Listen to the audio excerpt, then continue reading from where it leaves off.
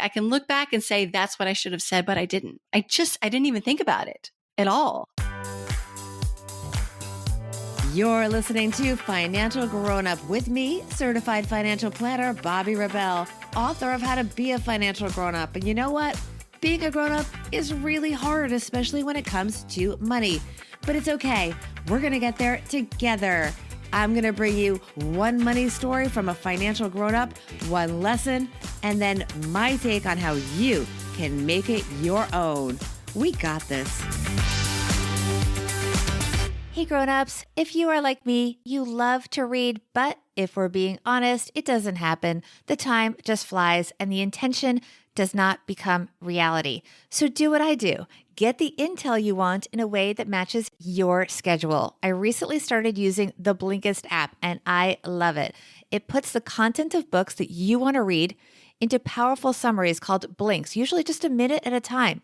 A whole book can be 15 minutes-ish, just like this podcast, right on your favorite device. Text or audio, totally fits your lifestyle. I am obsessed. Go to bobbirebell.com/Blinkist for a free trial and to support the show.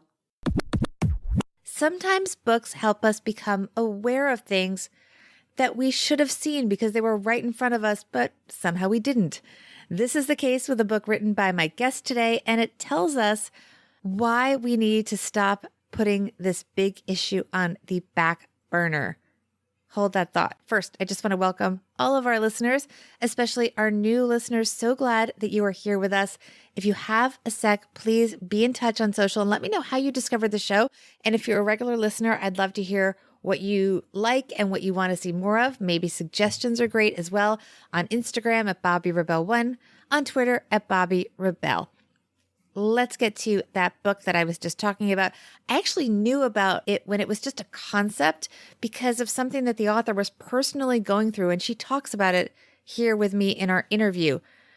And I'm so happy that after years of watching her really put so much sweat equity into this book, my friend Cameron Huddleston is finally coming out with her book, Mom and Dad, We Need to Talk, How to Have Essential Conversations with Your Parents About Their Finances. In fact, I love this book so much, I even endorsed it. You can see my blurb on the back cover because I really think generational conversations about money are the big thing we need to be talking more about. And you're going to hear more about me in the coming months, about my efforts and my project on that topic coming up on the podcast and on my other channels.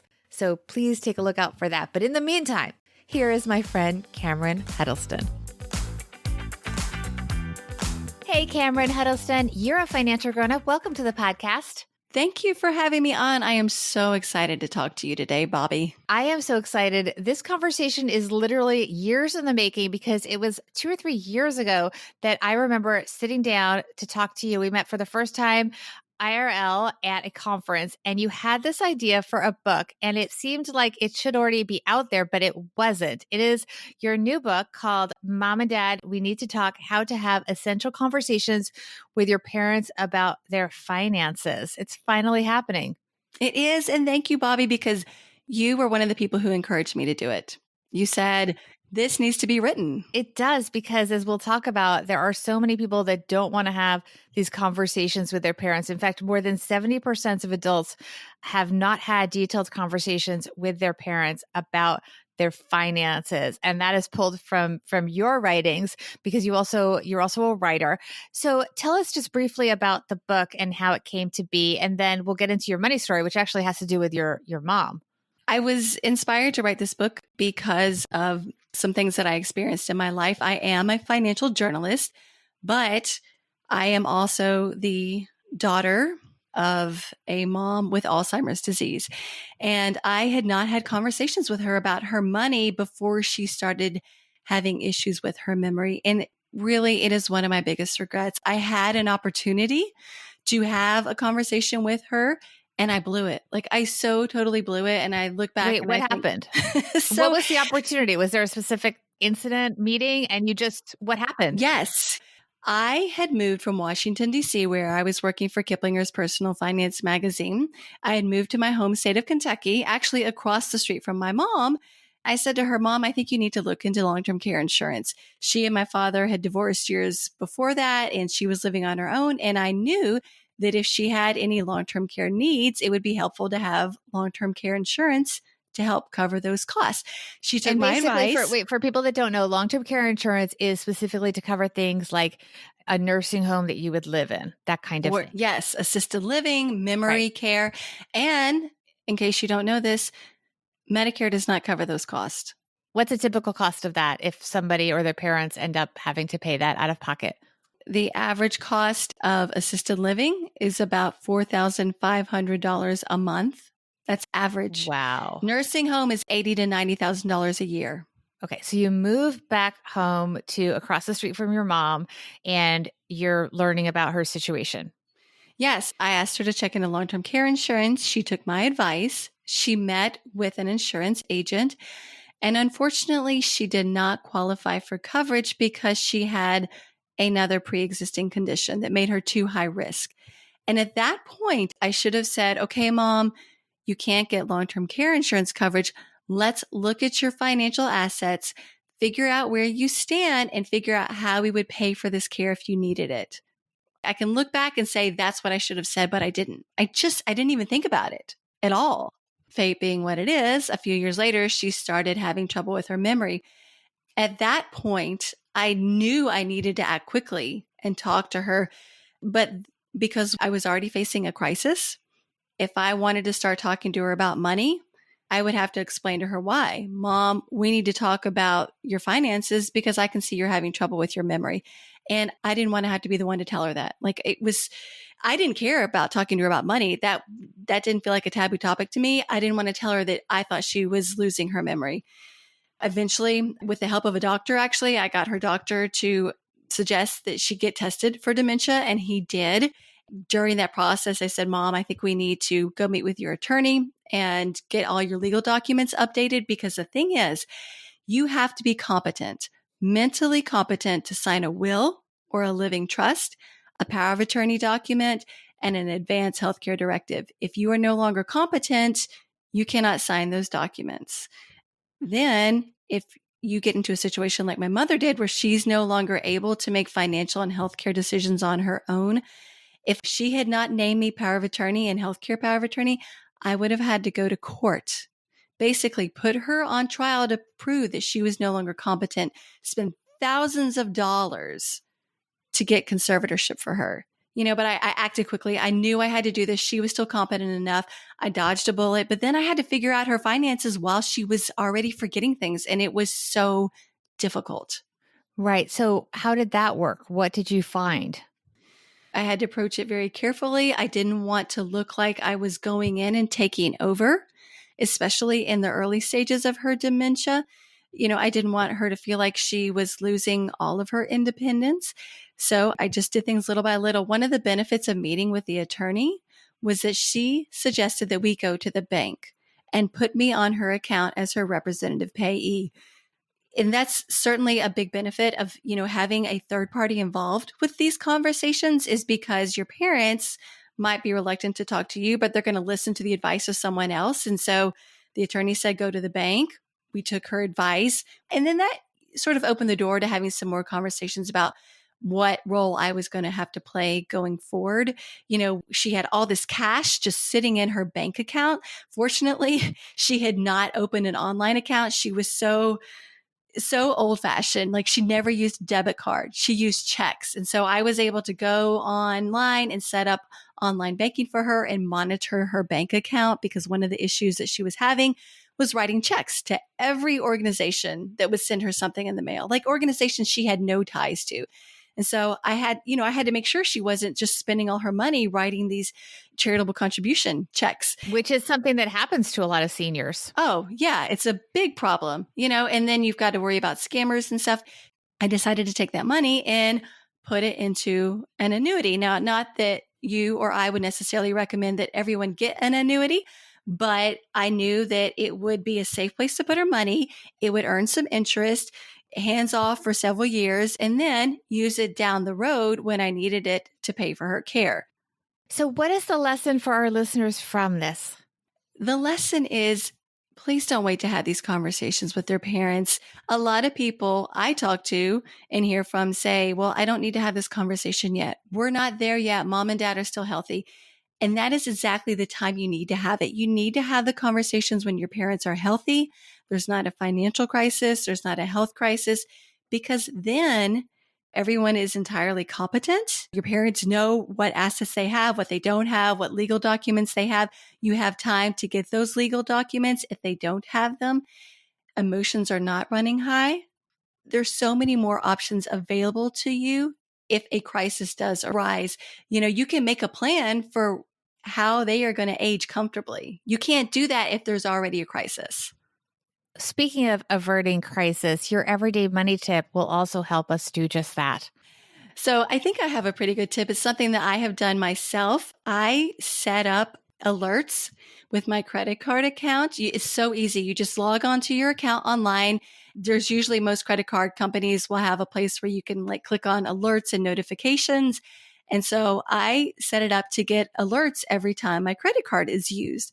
And the benefit of this is that it alerts you to fraud, which has happened to me. It was really an unfortunate situation. I was at a visitation for a family member who had died, and my phone, it was like a little ding from the message. And I looked down and it said my credit card had been used. And then I got another ding that it was used again. And I was like, wait a second, I did not make these charges. I got on the phone, called my credit card company, and I said, I think my credit card number has been stolen. I want you to flag these transactions as fraud, and I want to cancel my card. Thank goodness for the alerts. I mean, I knew right away that there was something fishy. Right. And that's the best way to deal with it, is at least you can get on it right away. Let's talk more about your book, Mom and Dad, We Need to Talk: How to Have Essential Conversations with Your Parents About Your Finances. So the book is getting out there now. People are starting to read it. What's been the reaction? What do you think in the book surprises people the most? Because to me, it's that 70% statistic that the majority of people have not even had these conversations. I think the cost of long-term care really surprises people. I have a whole chapter about long-term care and about various ways to pay for it, about how to have the conversation with your parents, how to have it, because it's such a touchy topic. Most people say, don't ever put me in a home. Okay. But I think parents, need to realize that if they are counting on you to be their caregiver, which most parents are, this is a full-time job, which means you as the child might have to quit your paying full-time job to care for your parents, because they probably don't have the funds to pay for long-term care. Right. But then who's paying for your life if you're caring for your parents? Right. Fidelity has done a survey and found that a majority of parents do expect their kids to be involved with their caregiving if they need it, but most kids don't even realize it. And I point this out in the book. If your parents are counting on you to be their caregiver, to be the executor of their will, to be involved in their financial lives as they age, wouldn't you rather know this now than when you are actually thrust into that situation? Because you might have to prepare your own finances. You might have to set aside more in savings now, build a bigger emergency fund. Maybe you don't downsize when your kids go off to college because, mom and dad might have to move in with you. So certainly this long-term care issue has been an eye-opener for a lot of people. And the legal documents, like I mentioned, the power of attorney. I think most people don't even know what it is. And just so your listeners what is it? Explain. What is it? So it's a legal document, and it allows you to designate someone or more than one person to make financial decisions for you if you no longer can.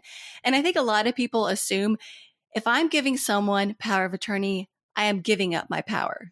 But that could not be more untrue. When you do this while you are competent, you have the power to choose whom you want to be in charge of your money. If you can't make these decisions on your own, if you don't make the decision, someone might step up and go to court to become your conservator. It might not be the person you want, or it might be a judge who decides. You need to tell your parents to make this decision now. And they need to understand that just because they name you power of attorney doesn't mean that you can step in and start managing their money now. I mean, it comes into play when they are no longer able to make decisions. And you can tell your parents, mom and dad, please just get the document drafted, sign it now while you're healthy, while you're competent. and then put it someplace safe and just tell me where to access it. Because if you don't have the actual document, the bank's not going to talk to you. The financial institutions are not going to talk to you. You have to show them the document. So you can't just go in and say, hey, I'm my parents' power of attorney. I need to take some money out of their account. It does not work that way. So these are things that I explain in the book that you can explain to your parents to help them, kind of get over the fears they might have of naming someone to be in charge of their money. Because, it is a little bit scary if you don't understand what power of attorney is, but it's so essential. I would not have been able to step in and help my mom with her finances if she had not named me power of attorney. Cameron, where can people find out more about you and the book? You can go to my website, which is CameronHuddleston.com. There's information about me, my book, links to all my social media pages, and you can even click on links to order a copy of the book. Thank you so much. Thank you. Before we get to my take on the interview, I have some exciting news to share with everyone. I recently became totally obsessed with an app. It is called Blinkist. It summarizes books to just about 15 minutes. Yeah, kind of like this podcast, about 15 minutes. In fact, you can even listen to 1-minute chunks at a time. They call them blinks. So now I have been cruising through several books a day at a time and loving it. So much so that I actually reached out to Blinkist and was able to bring them on board as a partner to the Financial Grownup podcast because I want you guys to have this too. I know how precious your time is. Please use my link, bobbyrebell.com/Blinkist. You'll get a free trial and then report back to me what your favorite blinks are so I can thank you for supporting the show. Again, the link is bobbyrebell.com/Blinkist. Let me know how you like it. Here we go. Financial grown-up tip number 1. Make sure proactive decisions are being made about insurance, not just for yourself and your immediate family, but also for anyone who is what I would call stakeholders in your family financial ecosystem. So everyone whose finances could impact yours. Only you can decide if you need and at what amount you may need, for example, life insurance, long-term care insurance, healthcare insurance, and so on. But make sure those decisions are being made for everyone that is tied to you financially, because the decisions made or not made can, and in many cases will, impact your life. So make sure that the people you care about have the information and that they're making decisions, because obviously, as we always say, not making a decision is actually making a decision. It's just not one that you are aware of all the time. Financial grown-up tip number 2. If you don't feel comfortable having these conversations now, this is what you need to do. Go through in your mind and play out how things could go if you don't get this done, if you don't have the conversations. What happens? It may give you some motivation. Read Cameron's book, for example, of the reality of how this goes. For her, it was not perfect, but she dodged a bullet, as she says. But she gives some examples that will certainly motivate you, because things can go very bad, very fast, very unexpectedly, and with a very high price tag. Even what seems like the most basic things can be huge stresses at the worst time. As an example, a relative of mine recently passed, and when we visited her husband a few days later, rather than focusing on his own emotional healing, he was actually stressed out just trying to figure out her passwords. I mean, that's terrible. Do those practical things yourself. Make sure someone that you trust has access, for example, to your electronic assets. So I want to hear from you. Have you had this conversation with your parents? And if you are a parent, at what age will you start telling your kids about your finances and what they might need to do should something happen to you unexpectedly? DM me your thoughts. I am at BobbyRebel1 on Instagram, Bobby Rebel on Twitter. You can also always email us at hello@financialgrownup.com. And if you're not already, please go to my website, sign up for our newsletter. That is right at bobbyrebel.com. Big thanks to Cameron Huddleston for helping us all get one step closer to being financial grownups.